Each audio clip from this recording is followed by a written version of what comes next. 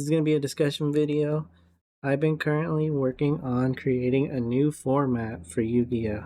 So the idea behind this was there's tons of fun lower powered decks that just aren't as good or meta relevant right now that receive support, but you can't really use a new support because the meta, you're going to be playing Snake Eyes, you're going to be playing all these crazy cards. So I wanted to create a Yu-Gi-Oh format where we can use old decks, lower powered decks, archetype decks, even stuff with new support, Starry Night, Thunder Dragons, Dinosaurs, Necrons, but be able to sort of try and have everything on an even playing field.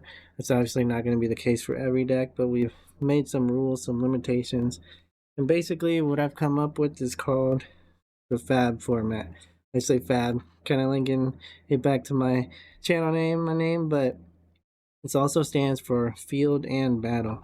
So the concept behind this is I want both players to be able to play uninterrupted. Both players actually get one first turn. So I'll explain all the rules here and still work in progress. Kind of trying to test out card limits and rules, but I'll go through everything. And yeah, this is just going to be an ongoing project, a series that I'm going to be talking about, discussing it with you guys and trying to get ideas for ban lists and all sorts of things. But it's a custom format spanning through the whole years. One straight off the bat, it's gonna be no hand traps. It's gonna be no stun cards, skill drains, summon limits, stuff like that. We want people to be able to play. The whole point is to have fun, so it's kind of a honor code system thing here, but that's the whole point of being a custom format. So you can choose to not follow those rules, but you're only hurting yourself and whoever you're playing with. So those are some of the rules, and I'll go through all of them again. But for starters, let's start with how do you play? So initially, I was thinking, how can we get it so that both players can actually have a turn, and it'd be fair?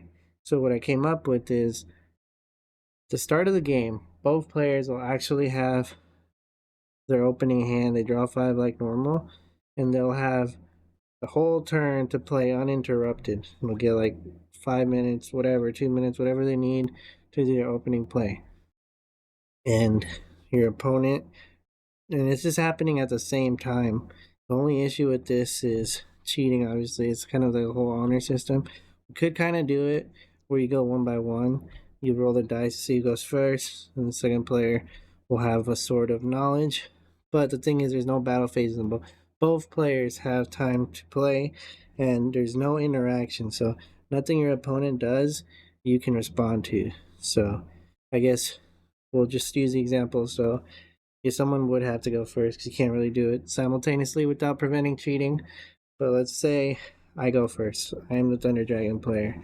I do my plays, right? And I end up with the board. Then when I'm happy with where I'm at, or time is up, my opponent goes.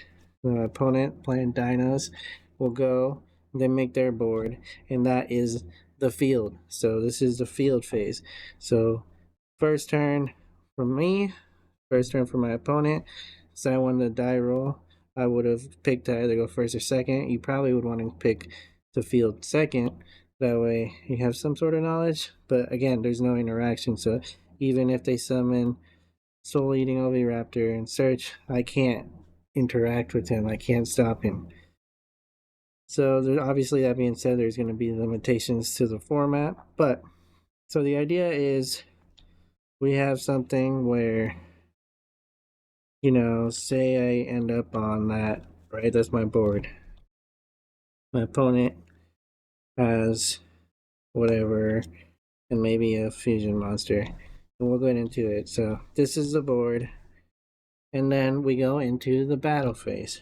So you would roll a dice before the field phase. That went to see who goes obviously first. The winner would get to then attack first. So again, let's explain. You start off by rolling a dice. Hey, I win the dice roll. I'm gonna opt to field second. So then my opponent plays. They do their field. It's my turn. Now I get to field. Since I won the die roll, I now get to battle first. or no, sorry, I guess the person who fields first would get to battle first. So that's what you have to decide. Is it more important to battle first for you, or is it more important to see what they field first, but you get hit first? So yeah, excuse me. That would be the situation. So I win the die roll. I get to choose to field first or second. If I choose to field first, then I'll get to battle first. So I'm gonna go ahead and field first, right? Then my opponent will field, no interaction. Now it's the very first battle phase. I get to go. Everything's the same. Also, another thing is both players draw on their first turn. So both players on their first field phase will draw. So there's no interaction, everything's even. So now it's my turn. I'll get to battle, do whatever. And we're gonna have to play this out and see if this is actually a good or fun format. But that's the whole concept behind it. And then now we'll go with the limitations. So currently I am running with the limitations of 12 monsters, 5 spells, 3 traps. And this is mandatory. So you have to have 12 monsters, you have to have 5 spells, and you have to have 3 traps. Just kind of encouraging using the archetype cards. You don't have to use archetype cards, but you could. And, since it's a faster format, the field is the same. It's not like speed duels. I guess it could be 3 like speed duels, but for now, I like it the same. And it's a 12 monster count. And there is also more limitations. So, as you see here, this is a dino deck. I'm running mostly dinos, and I have 1 beast. So with the extra deck, currently what I'm operating on is 10 extra deck monsters. But there is limitations, and I haven't set in stone what I want. But, so for example, in my deck, I have 2 different types of monsters. That means my extra deck can no longer have anything other than monsters of the same type. So that means dinosaur and beast.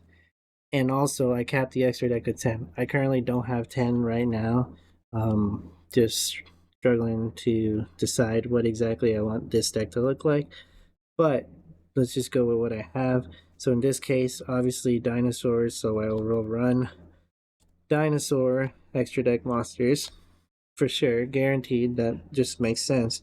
But then these are cards that you would see in a dino deck sometimes, Abyss Dweller, rank 4, but it's a machine, a sea serpent, and yeah, I can't run these. So this is just something I wanted to.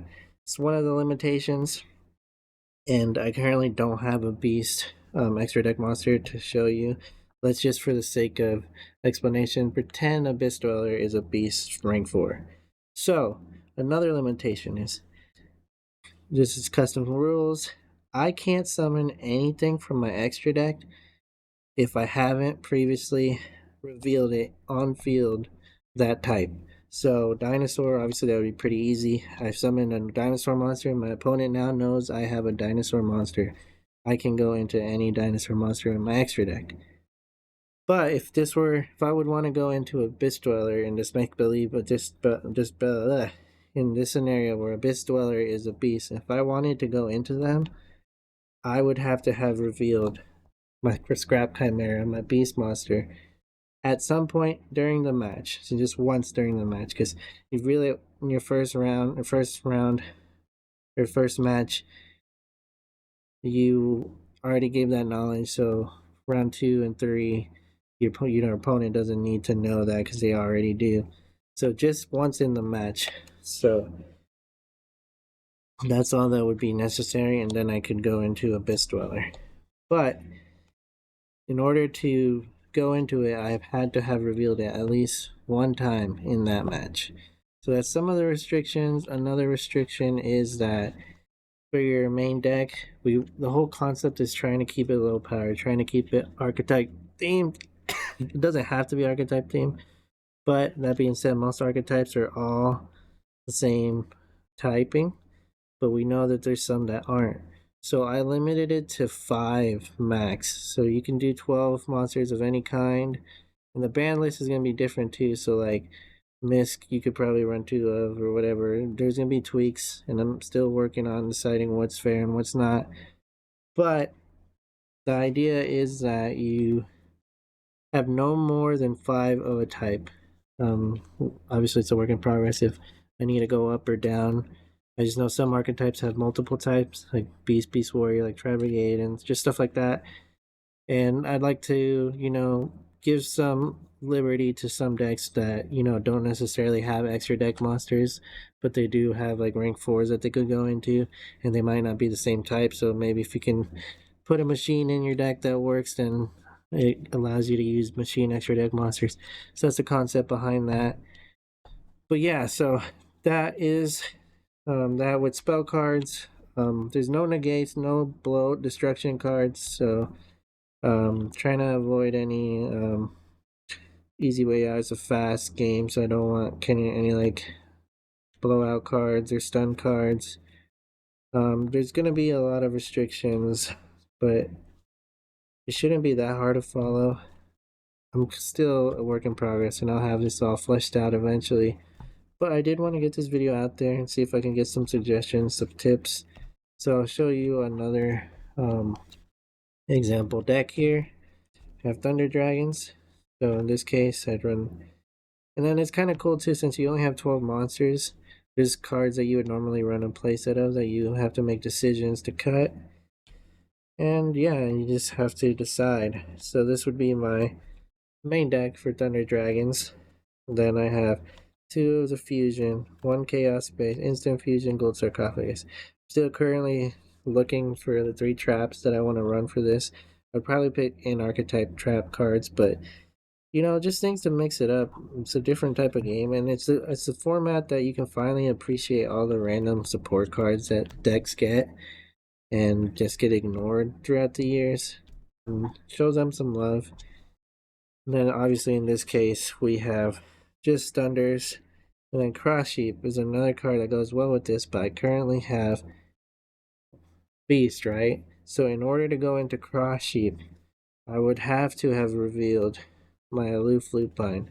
So I cannot use Cross Sheep unless Aloof Lupine has been summoned or used in the match, because that's one way to enforce my extra deck rules so people aren't cheating. So that way you're just not abusing extra deck monsters. So this would be my sample Thunder Dragon deck. I'm gonna try and do a sample battle with some friends to see how well this format actually works. The whole point is to try and get us to play more. Flame Swordsman is a really new archetype that I want to play, but it doesn't really have the best time with the current format. And with people just playing, those tough cards, it's just never gonna stand a chance. But in a format like this, almost every deck is sort of viable, and that's the whole point. We are going to be having a custom ban list. We're going to be having custom rules to tweak it so that there's no like locks, no we gotta lock type stuff, and just try and work on it so that it is fair and fun. Again, this is just to have fun. You're playing with friends, and I gotta test out the whole field and battle thing. I mean, yeah, we will see how that plays out, but we can kind of do like a sample here real quick. Every player draws first on their first turn. So this is my opening hand. It's pretty good. Your hands are going to be really good most of the time because the deck is so small and you're drawing 6. So say I won the die roll, I opted to field first. That means I get to battle first, but we both have a field turn. So field phase, normal summon, soul eating Overraptor. So this is my board, right? And I got my fossil dig for follow up. So this is what my opponent would be staring down. So now let's try and do the Thunder King board. Trap. Okay, so this might be more playable. So first we'll activate Thunder Dragon. Let's summon Levineer. So yeah, this is sort of the concept. These 2 would be in my hand. The hand trap to trigger Thunder Dragons. But with this, in theory, the field would look like this. I chose to go first. I fielded first. Opponent field second. Now, this board gets attacked before that. I have to now figure out. I get to draw again. Battle phase, new turn. Baby Ceratosaurus. what can I do to out this field? But you got to play your board, and then if you lost, well, you get the next battle, and then you get to choose how you set up so that you can play. That's the whole concept, guys.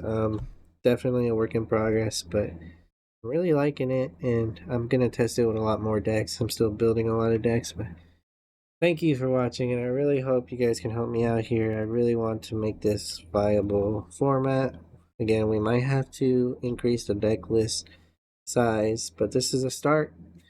Thank you for watching, and please, please stay tuned. We're gonna be revisiting this, and yeah, see you on the next one.